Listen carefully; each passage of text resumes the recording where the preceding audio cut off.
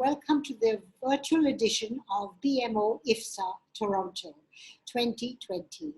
Today we have the great pleasure of talking to Javed Akhtar, whom you all know because he has contributed so many years to the cultural life of India, and I believe in cinema, in writing, in poetry. I think he's really a Renaissance man, and today it's with great pleasure we will talk about his journey in film music. So I'd like to start by asking Javed Sa'ab. He was a super successful screenplay writer, and at that time, no one would assume that a screenplay writer would also be a lyricist. So can you tell me, Javed Sa'ab, how did it come about that you were asked to write songs? Well, let me start from the very beginning. I come from a family of poets. My father was a poet, my maternal uncle was a poet, my paternal uncle was a poet, my grandfather was a poet. His mother and father were poets, and her father was a poet, and so on. So I'm almost the sixth generation of poets. And I have inherited poetry from both the sides, from mother's side and from father's side. And by the time when I was 14 or 15, I remembered thousands of couplets by heart. Thousands generally means thousands. I could recite poetry by others for 3-4 hours, if not more. And I still remember a lot of poetry. But I never wrote poetry, although at a very young age I had realized that I have the capability of writing a meter, line in a meter, or in proper poetry norms. But perhaps I knew what is good poetry, and perhaps because it was a family business, so doing that was not such a thrill. And as a matter of fact, joining the establishment in a way. People write poetry because they rebel. Now for me, I was in a situation that I would have been a traditionalist or conformist by writing poetry. So I resisted writing poetry for a very long time. And my friends used to take my advice. I would change their lines, suggest a line to them who were young poets and so on, but never wrote. Till the age of 32, 30, 31, 32. I mean, generally people stop writing at that time. And then I was a closet poet for quite some time. I would write and recite it to some friends. And one of them was Mr. Yash Chopra, because I had interacted with him as a script writer. I had done a lot of work with him. And he knew that I write poetry. So one day he came to my house and he said that I'm making a film called Silsila. And the hero of the film is a poet. And Sahir Saab doesn't want to write anymore. And after the death of his mother, he had become very secluded and very, very depressed and lonely. So now I have no choice because I don't want to take a regular film songwriter. I want a poet to write it. And I have heard your poetry. I know, I'm familiar with your poetry. And I'll be very happy if you do that. I resisted because that time I was in a partnership also. But he insisted and convinced me. I put all the difficult conditions. He accepted all of them. And then ultimately I got. So next day we had a meeting at his place to meet the music directors, Shiv Hari, Shivji, Shiv Kumar Sharma and Hari Prasad Chaurasia, the maestros. Now when I was driving down to their house, I thought that all right, I have shown all the nakhras, but now will I be able to write to the tune? I write poetry, yes, but writing to the tune is altogether a different ball game. So I went there, they played the tune to me. It was a Pahari tune and very interesting. And at 5, I reached at about 10:30, and at 5 when I left Mr. Yash Chopra's house, I had written the song then and there. So that was the first experience, and I thoroughly enjoyed it because, you get the result right there. When you write the dialogue or script, after 2 years when the film releases, then you come to know or you get appreciation. But here the song gets recorded within 2-3 days, and there you are. You have the final result of your work. So I enjoyed writing for that, and then The other person, Raman Kumar, who was the fourth assistant of Mr. Yash Chopra, he came to me, he said, sir, I'm not a big producer. I can't pay you like Mr. Yash Chopra, and I'm making a new film, but I can't pay you. But I'll be very thankful if you write the song for me. So since I had enjoyed this experience, so I became very noble and I said that, no, why not? Of course, I will do it for you. And I wrote songs for Saath Saath. And these pictures released almost at the same time, and all the songs were highly appreciated. And that is how, as a matter of fact, I was drawn into it. I never pursued this vocation. By thanks to Mr. Yash Chopra, I became a songwriter. But tell me, which was the song, that first song, the Pahari tune song? The very first song of my career is Dekha Hai Khas To Ye Silsile. Phool Bhi Ho Darmiyan To Khas. What was the difficult meter about it? Did you in fact write to the tune? As a matter, I wrote to the tune, but because that was my first experience, so I was not very accurate, and they readjusted the tune. I'll tell you what. The tune had a certain swing. You know, it is not only the meter, and a poet knows the meter, but a lyricist has to understand even the mean and murky and the curves of the tune, that the word should go accordingly. It is not enough to be within the meter, but you should understand the nuances of the tune, which obviously, as it was my first experience, I did not know that. So the original tune was da ra ra ra ra ra ra ra ra da ra ra ra ra ra ra ra ra. So this ra ra ra needed an open word, but I did not realize it. So मैंने जो उस पे word लिखे, those words did not have that cut. Yeah, so they point. Yeah, that dip was not there. So they pointed out. So I gave them another word. दिल ने तेरा नाम जो पुकारा है, फूल फूल जैसे मुस्कुराया है, ये ऐसा कुछ था, not exactly, but आया है, आया यूं है. So they said no. We will adjust this, we'll sacrifice this curve, this dip, but those words are more interesting. देखा एक ख्वाब तो ये सिलसिले हुए. Now there is no curve.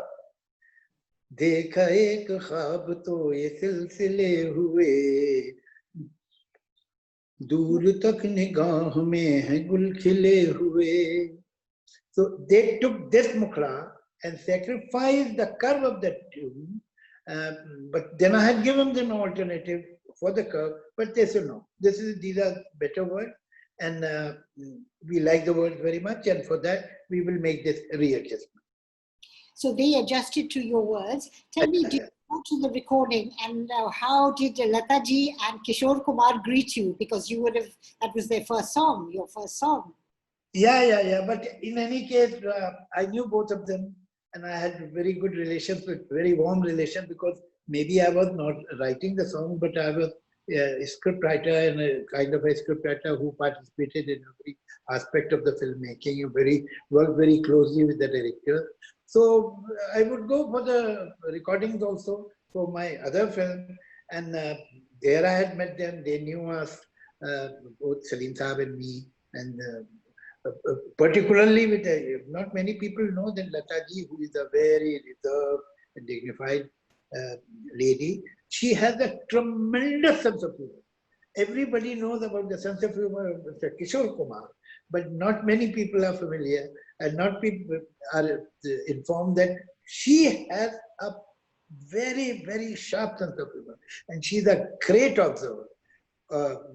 Ostensibly, she would say, hello, how are you? And she would sit quietly and listen to others with great attention and everything. But she would note every peculiarity in every person who is sitting in the room. And she would tell you about it, and sometimes she can mimic so perfectly. So because of all these things, I had a great rapport with them anyway. So, I mean, it was not an interaction with them. Yes, it must have been a wonderful moment, sir. Really historical moment. Now, after that, you had also Neela Asman in the same film, and you have Amitabh Bachchan singing it. To me, it always sounded like prose rather than poetry. How come? Again, there was a serious problem. Now, this was my, as a matter of fact, kind of a learning period.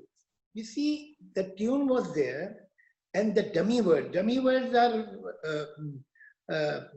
I mean, in our lingo, dummy words are that whatever the music director or whoever has composed the tune, sing some gibberish, some meaningless word, only to explain the tune to the songwriter or the director or the producer.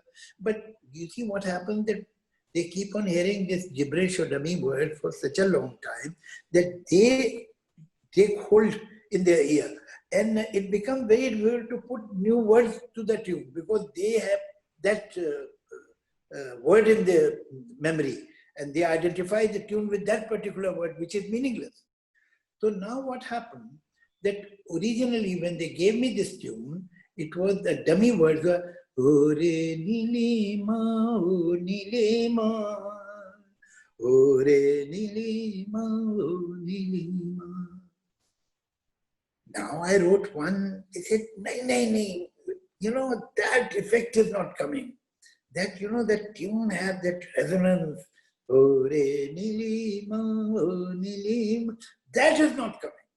So I tried 2-3 times, and every time I could see that they are not happy. And then I realized what is their problem. So I decided that ni, li, ma, these two sounds, ni, li, ma. This sound has to be there. So I broke the sound, but it is hiding either. Neela asman so gaya. So Neela, ye Neeli ma. I scattered Neeli ma within that line. And they said, yeah, this is it. Now, they didn't know why they are liking these words. But they were only because they got those familiar sounds. Yes.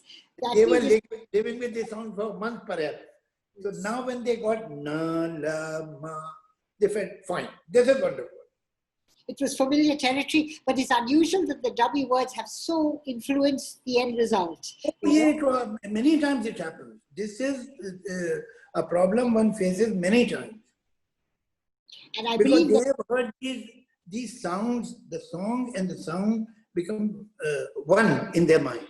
The moment that particular sound goes away, you put the best word in the world on that tune. But they feel that this change is depriving them of something. And that something is that sound. Yes, so absolutely. If the sound is somewhere nearer, your words are somewhere nearer to that dummy sounds, that gibberish sound, then they feel comfortable. Yes. But sometimes you have to tell them, sorry, it's not, it happened once, but you can't do it every time. Tell them, just forget it. That was wrong, and now this is right. Okay. Now tell me something, Javed Sa'ab. When you write a song, do you pay attention to the vocabulary of the song, that it should match the character and how the character speaks? Yes. Although, as a matter of fact, poetry gives you some leeway, some elbow room, but in spite of that, you should not take undue liberty. Now, if you are writing for, say, a film like Lagan, you can't have chaste Hindi or Urdu words. That won't sound right. Or if you are writing for, say, rock-on, then the language should be contemporary, urban. If you are writing song for a, say, educated, matured person who is in love, his expression will be more dignified, more in-depth. But if a teenager is singing a love song, then the expression will be different. It cannot be that straight, that deep, and so on. So, yes, you have to keep the character in your mind. What is the age? What is the education? What is the socio-economic status of the character? What is the cultural background? And what is the general language of the film? So it should not stand out like a sore thumb. So it should be somewhere, because when I'm doing films as a lyricist, I insist that please read out some scenes to me of this particular character. So I know how this character speaks in the film and try to bring the vocabulary or the metaphor near that character's language, prose. And in terms of the playback singer, do you have any say of a song that you've written that it should be sung by so-and-so or no? It is the music director's call, but obviously, I mean, we don't live in watertight compartments. We can suggest, but ultimately it is his decision. But he would know that which is the singer who will be best for this particular song, who can sing in this pitch and so on. And when you are there for the recording, do you find you are there also to help the singer get the right pronunciation if there's Urdu? Not only pronunciation. You see, most of them don't have Hindi or Urdu as their first language, or it's not their mother tongue. In spite of that, they do a wonderful job. But you see, if you listen to people like Lataji or Rafi Sa'ab, you will see that they were the masters as long as they were working, where they should put two words together, that the moment this word ends, the other should start without any gap, and when they would put the words distant, I mean, perhaps 1/1,000,000th of a second, but separate from each other. They had this idea, because sometimes there are certain words, if you pronounce them or if you deliver them separately, they stop and they become unmusical. So when you join them with the other word, then they become mobile. Otherwise, they remain static. Like suppose, I'll give you one example, kitab. Now, B is a sound in our language where your lips get closed, kitab. If you will sing kitab and will not join this word with the other word, so here the tune will stop, kitab ai. So for a tiny moment, the tune will become unmusical because it's not flowing. So after kitab, if you have a vowel, you say a, e, u, a, so it becomes easier for this static B to get inside that vowel and become mobile. So first of all, yes. Jैसे अब I'll just say that किताब तुम पढ़ लो ऐसा तबला बज रहा है. It goes. So और मैं कहूँ किताब आई किताब ऐसी, तो वो बा जो है वो ए या आ में it will melt and it will be the sound of B will not be closed sound, but it will become mobile and open with the help of that vowel. So first of all, the writer should understand whether the words are melting, whether the words are mobile, they are flowing, or they are static, because static words sound bad to the ear. Then it becomes the responsibility of the singer, where to put the words separately and where to put them together in singing. And Lataji and Rafi Sa'ab particularly were masters of this. Masters. Can you remember any particular example of their song that you could hear? When did you start analyzing this about their singing? Do you remember any particular example? Many. You take any song. Like Mere Mehboob. Ab Mehboob band ho jata hai. Magar how he has connected it with Tujhe. Yes. Mere Mehboob Tujhe. Ba, F, and Ja, suppose he sings, Mere Mehboob Tujhe Boo. It will come like this. So he joins it where you have to join the song and where you have to keep it slightly separate from the other word. Ye bahut subtle hai. And these masters, I mean, that is why they are masters. They knew. So sometimes when you are sitting in the recording theater and the singer is on the mic, you have to tell them that here you have to extend the vowel, here you have to compress it. Now there is a word koi. Koi can be two syllables also, ko-i. It can be 1.5 syllable, koi. It's not to koi.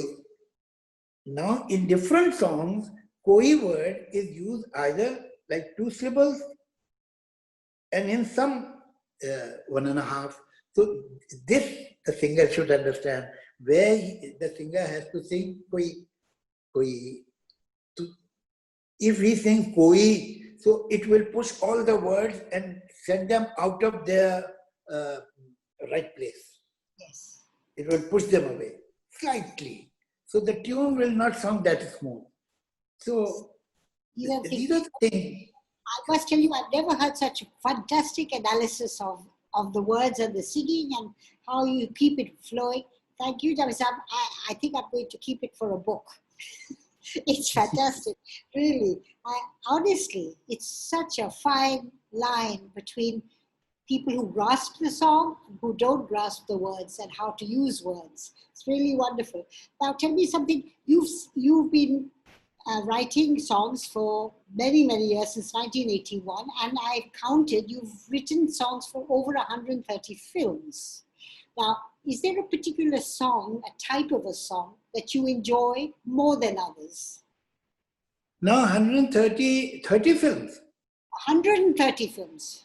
130 films, you multiply 130 by, say, at least 5. Yes, that's a hell of a lot. This is the minimum number a Hindi film has song, generally has songs. 5 is a very conservative number. Otherwise, it can be 6, it can be 7. So how much it becomes, I don't know. I will tell you in a minute. 130 by 5 equals 650. 650? But that's minimum. No, not possible. Because maybe they're more than... My count is above 1,000. Yeah. But maybe with all the other albums also, maybe. I see. But even then, thousands, a lot of songs. But what type of song do you like to? Is it romantic? Is it political? Is it patriotic? What type of song do you like to write? All kind of songs. You see, to be a songwriter in films, to be a lyricist, you don't have to be a great poet, but you have to have a chameleon-like quality. You have to have a versatility. You have to have a huge vocabulary at your disposal if you want to be a competent songwriter. Because you see the kind of situations you get. You will have to write a song for farmers, a bhajan, a kawali, a cabaret, a lullaby, a song of street urchins, a song of young students, a song of revolution, a song of depression and loneliness, and so on and so forth.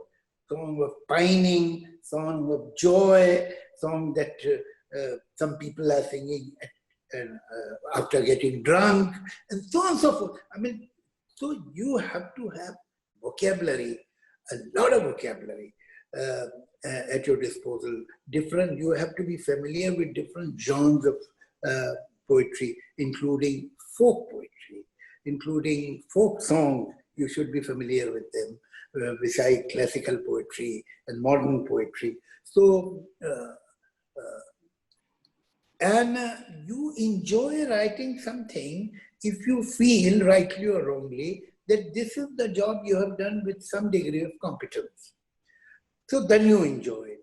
And if you feel it is not the genre, but it is your competence in the genre at that particular moment that gives you satisfaction or dissatisfaction. But quite often you are writing for very similar situations. If you take the love song, you are writing again and again a love song. Do you find that you are working with the concept first, or are you working with words first? You know, the tune comes, okay. I have a situation that it's a love song.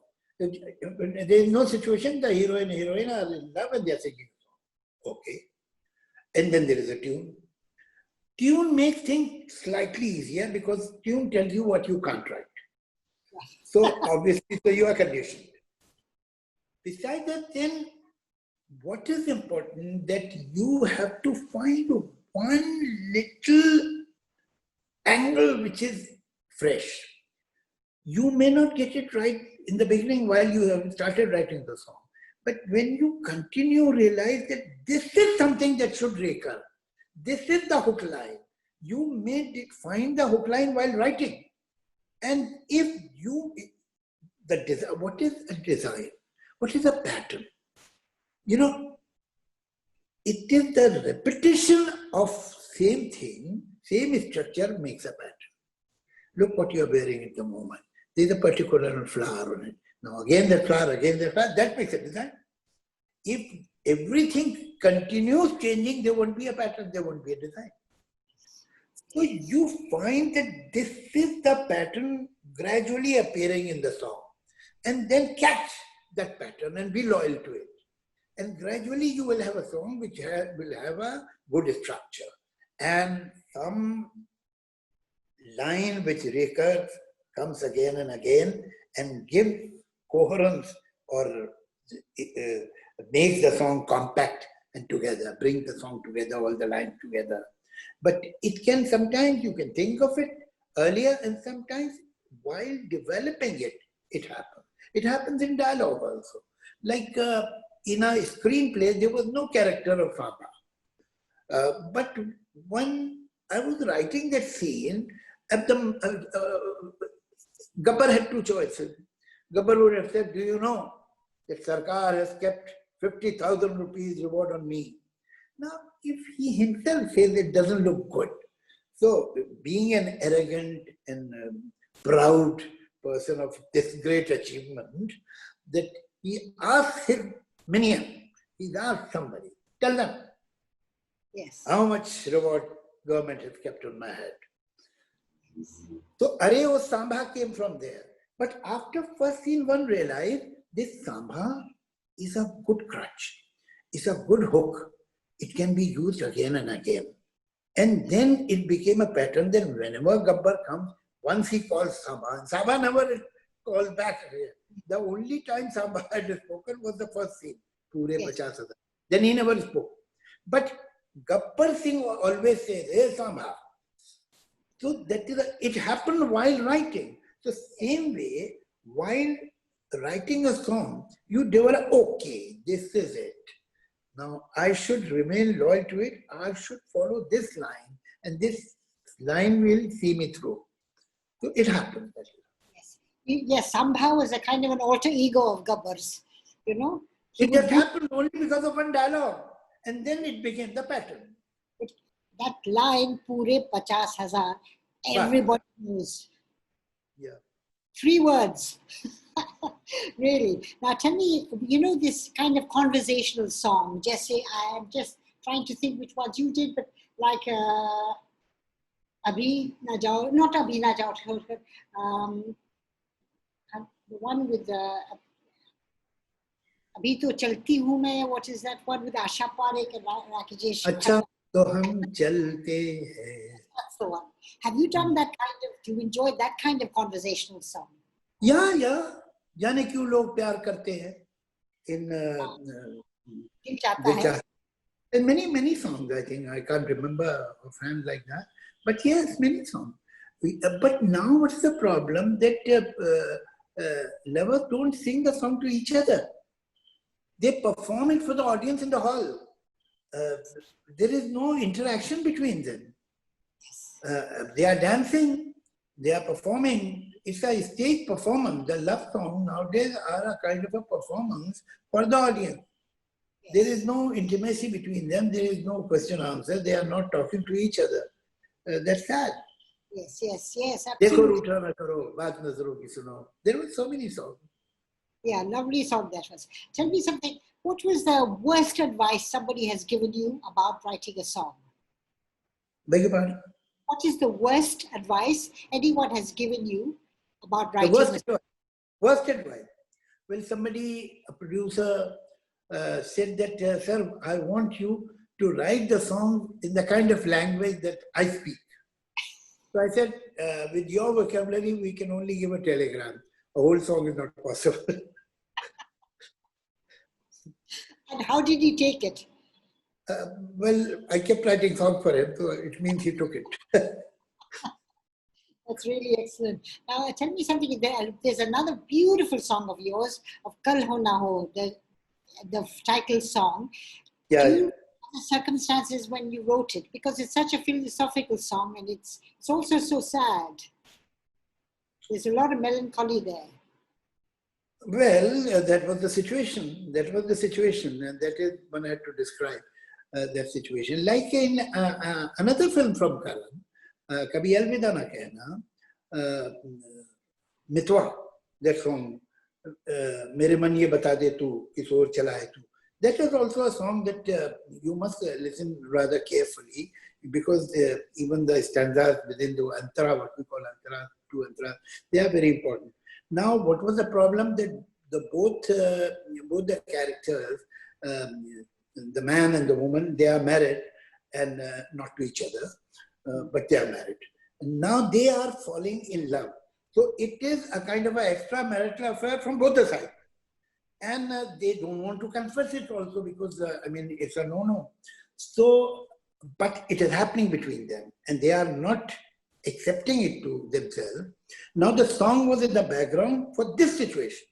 Now the ambiguity of relationship, or the layering of relationship, or this hesitation, all of it should have come in the song. It was very different. It was not song of two lovers. It was a song of two people who, although it was sung by one person, but it was a song of two people. One antara was addressing one person and another person, another two for the other one. But that undefinable relationship, that hesitation, but the truth of this relationship should also come across. So all those things were very, very delicate. And one line, one word could make it disbalanced.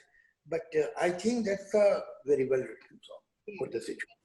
But I also thought that in terms of vocabulary, the word even mitwa seemed to be of another time. I'm wondering why you chose that word. Because, you see, first of all, the song is not in first person, that I am feeling this, and I want that, and I am feeling this. Now, there is a man and there is a woman. Now, this song creates another character. The character is man, heart. And the man who is singing this song has created a distance from himself with man. Man has become another person. And now he is asking his man, his heart, that what do you intend to do? What do you want? What are you doing? So somewhere the responsibility goes away from the character to the heart. And what he is doing and what the heart is saying. So that is why, and mitwa is the friend. Mitwa means friend. So this third character makes things more palatable. Instead of the man or the woman themselves saying, I am falling in love, I am like, the man says, don't you see that you are falling in love? Why are you so hesitant? Now, I am not saying it. There's someone else who is telling me this. So in a very subtle manner, you make your main character less, shall I say, perhaps for the want of a better word, less guilty. Right. It's a kind of a debate between the heart and life. Yeah, and he himself is surprised. What my heart is up to? What are you doing, my heart? Yes. Yeah. What do you want? Yes, really. But I must say that we see in the films today a kind of a disappearance of the song. It's not given as much respect. Do a lot of producers still come to you to write the song? And how are you feeling about what's happening to the song? I'm not too happy with the situation. You see, I'm not saying that every film should have 6 songs and every film should have love songs and a hero singing to the hilt and heroine singing and pining for the lover. No, it's not necessary. And there should be films without song. There should be film where the song, maybe a couple of songs are there in the background, but there should be film where there are wholehearted music the way we always had, and lip sync songs. They have to. You see, Indian films have not invented this form of narrative. We have inherited it. This style of narrating a story with song is thousands of years old in our country. Whether if you take old Sanskrit plays, you take Ram Leela, you take Krishna Leela, you take this rural theatre, Nautanki, you take Urdu Parsi theatre, which was the urban theatre before the emergence of talkie, all of them had songs. This is how we narrate our stories. It is the old tradition. Now, what has happened that the younger generation of directors is brought up on Western cinema. And they feel awkward and embarrassed about this lip sync song. And they think it is unnatural. Art has not taken the guarantee to be natural all the time. Then tomorrow, would you say the same about, say, Italian opera, where everybody is only singing? Or opera, where there are so many songs? Or musicals, where there are so many songs? No. Every film doesn't have songs, okay. Every film, many films have only background songs, that is also fine. But don't be embarrassed if they are lip sync songs. And as a matter of fact, the way we have used lip sync songs are unbelievable. Look at the work of Guru Das, Raj Kapoor, Vijay Anand, Raj Khosla. These people, how they have picturized songs. I mean, it was so innovative. It was so indigenous. It's our style. And as a matter of fact, if we totally reject it and totally sideline it, that will be a great tragedy. I mean, we will lose a great heritage. Because we have mastered how to make a song the part of the narrative. And the story used to go forward with the song. And you would know about the character and the character's inner feeling, which would sound very awkward and absurd in prose. But the song, the poetry tells you something. And this is, if not it's on its way out, then it is definitely at least marginalized. But that's not good. That's not good at all. It's actually the loss of what makes Hindi films unique, Indian films unique. Yeah, of course, of course. Really, you know. I just wonder something that, you know, a song like, I remember we were talking about a song like Hawa Hawaii, and I was thought that Hawa Hawaii was referring to Hawaii as in America, and then you explained to me about its origins. I'm sure our listeners would love to know where this term Hawa Hawaii came from. You see, Hawa Hawaii is the part of a language. Hawa Hawaii, अरे भाई वो तो आए, हवा हवाई आए, चले गए. Hawa Hawaii means, मतलब, you come like a wind and go out like a wind. That's all. With no patience, with no stay at all in you, no state quality. So that is called, भाई हवा हवाई. बस ये तो हवा हवाई घूमते रहते हैं. So this is a part of language. Is it from UP? Hawa Hawaii. So and is it there's a regular expression in our language, Hawa Hawaii. Yeah. But Miss Hawa Hawaii. It's an expression used in UP. Yeah, but in Urdu, in Hindi also. But I used it in a different way, like Miss Hawa Hawaii from Havana. So anyway, that character was comic and totally unreal and funny.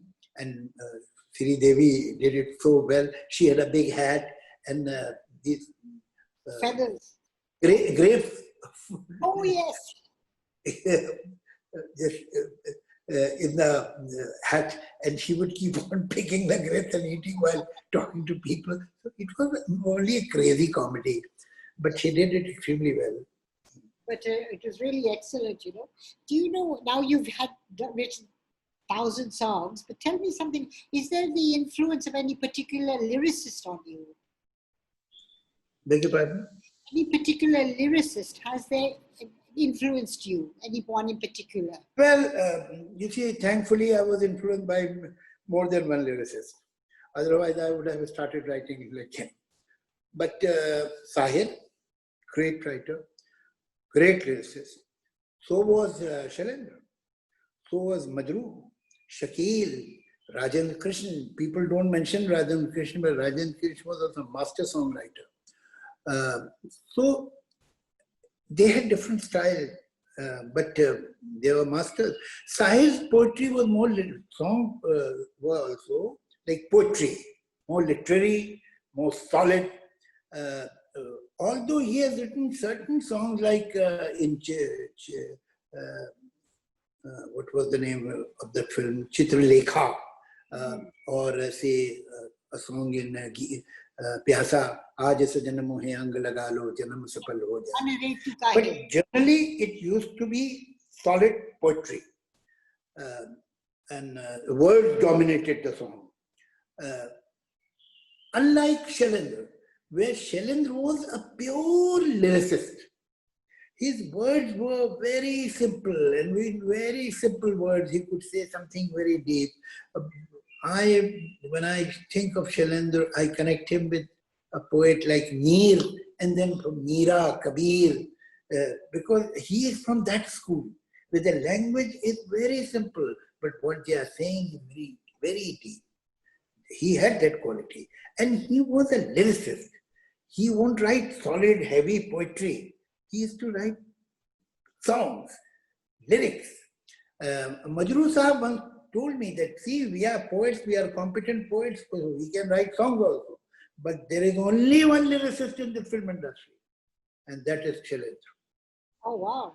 Yes. Coming from Majru Sahab, this kind of a compliment, Majru Sahab would not give a compliment to anybody very easily. But he had great respect and admiration for Shailendra. Anyway, Majru Sahab, I mean, look at his work from Saigal, Gam Diye Mustaqil, Kitna Nazuk Hai Dil, to Amir Khan and to Salman and to Aaj Main Upar Asman Niche.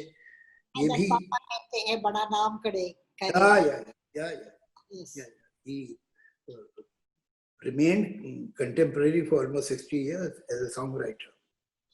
Are you ever attempted, would you like to ever write a dialogue which would incorporate songs and dialogue in rhyme, like He Ranja or whatever? Would that tempt you? I have done that. There was a film, Uganda, where one NRI comes to a village, and the rich Sahukar of the village becomes his agent, and between this NRI and this Sahukar, they want to buy all the land and all the fields of the village and make a big factory here. And the young man who is the hero, Mithun had played that role, is against this idea that the farmers should sell their land for some money, because their relationship with their land is like there is something holy, something spiritual about it. And this is their world, and this is their vocation, and this land is their mother, and so on.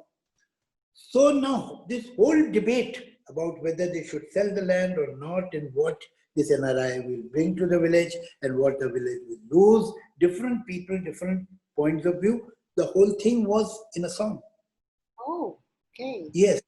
And it was, you may call it some kind of an Indian version of rap, that the beat was on and everybody was speaking poetry on that beat in different meters, and the whole debate was in music. And what was this film called? This is very interesting. Uganda. You can get it. You will get it on YouTube. Okay, okay. Now you've traveled to America and Europe and many places, and also to Canada. And our talk is mainly going to the Toronto audience and people living there. Tell me something, when fans from Canada come up to you, what kind of songs do they like? Have they discussed any music with you? I think I must accept that people who are in Canada, USA, England have a better taste.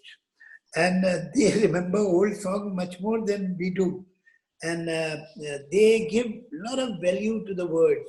And sometimes I'm very, very surprised in Toronto, in New York, it has happened with me, that a picture, I had written lyrics for a film, the film did not do well at all. And the good music and the good song also got buried with it. It happened. But then a man would come to me, and it has happened there. In that part of the world, it happens more often. Sometimes it happens in India too, but more often there. That somebody comes and says, "वो आपकी picture का एक गाना था, शीशे से बनी एक लड़की." I get shocked. How he remembers that song. I had forgotten it.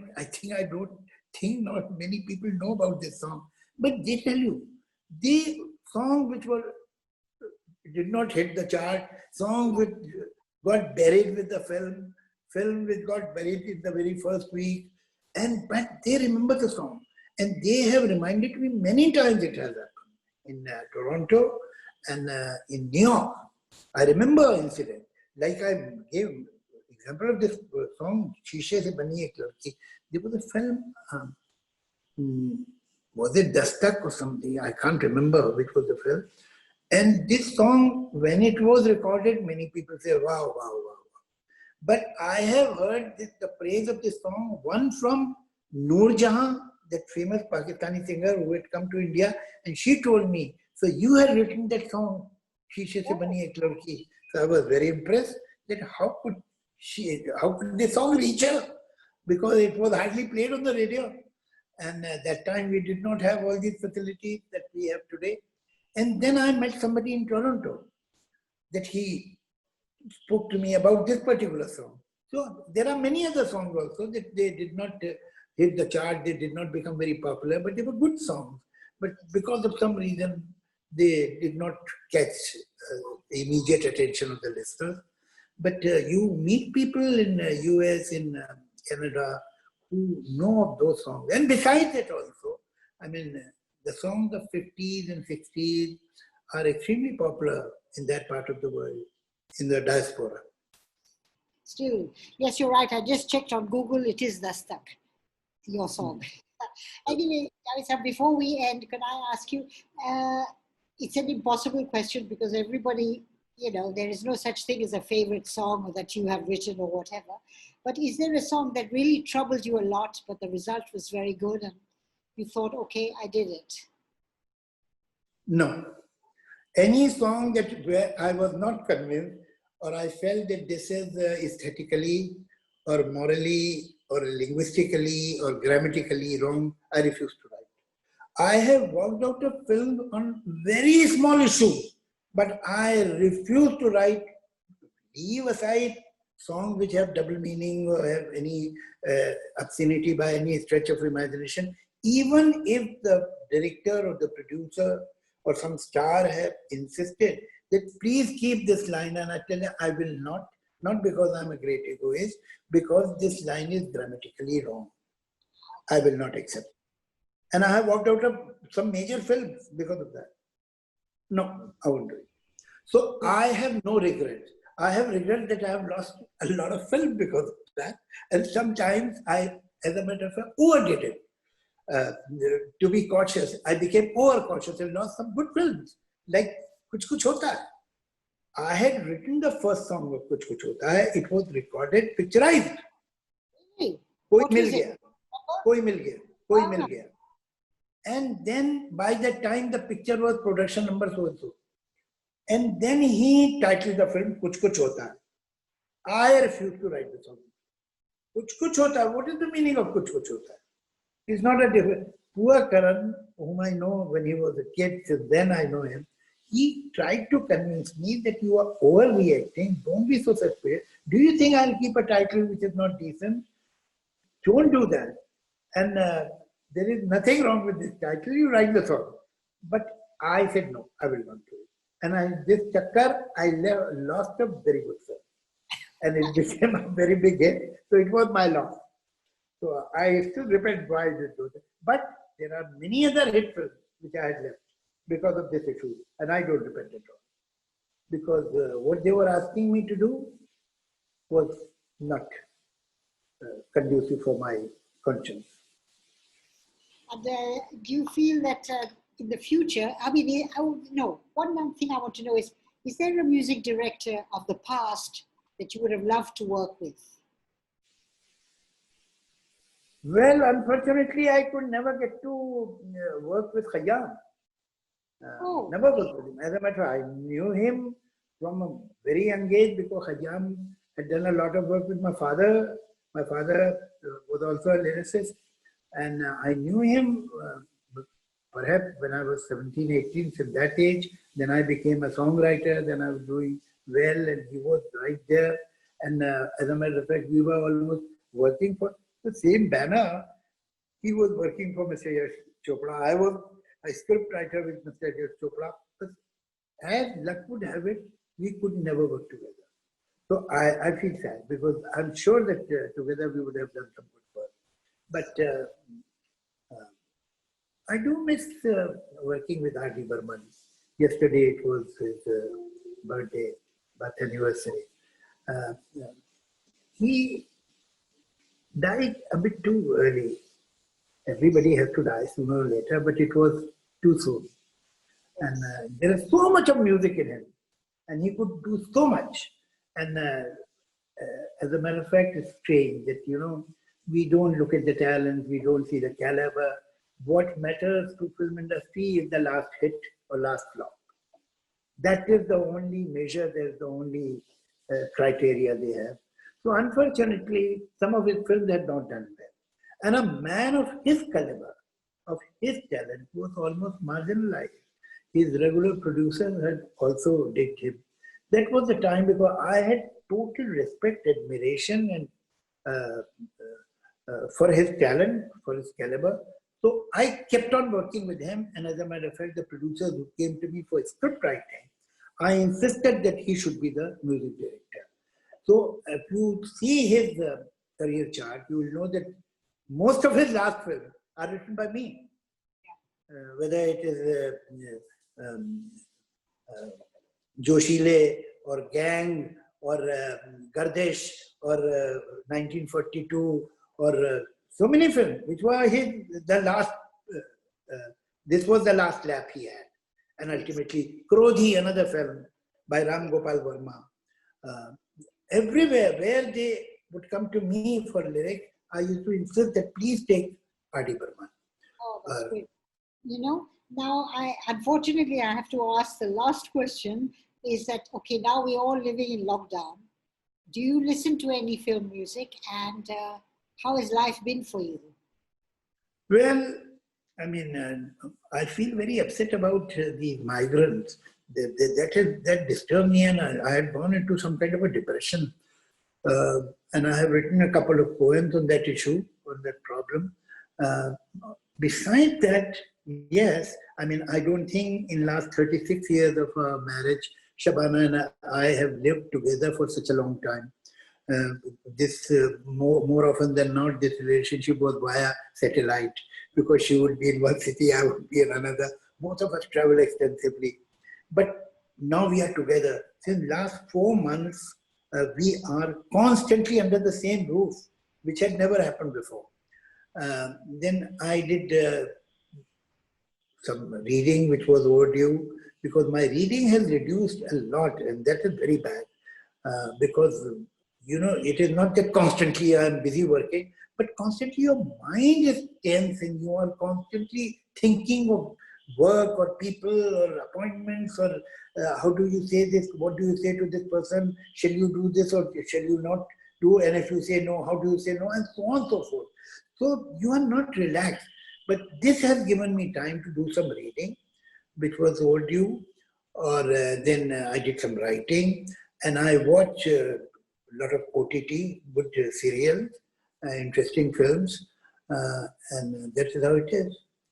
And then, of course, we have Zoom and Skype.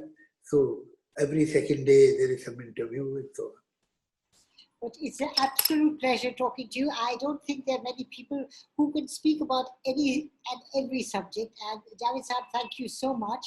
And hopefully the friends in Canada are going to enjoy this talk.